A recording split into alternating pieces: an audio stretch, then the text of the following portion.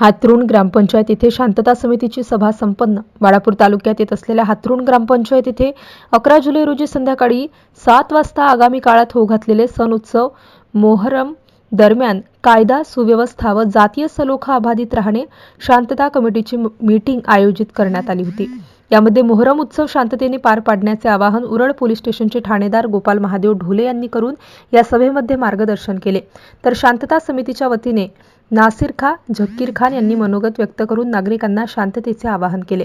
या सभेला सरपंचपती सय्यद काझीम, उपसरपंचपती भास्कर डोंगरे, तंटामुक्ती अध्यक्ष आरिफ खान, इम्रान शाह तथा गावातील सर्व मंडळ अध्यक्ष बीट जमदार यांच्यासह शांतता समितीचे सदस्य, पत्रकार बंधू यावेळी उपस्थित होते.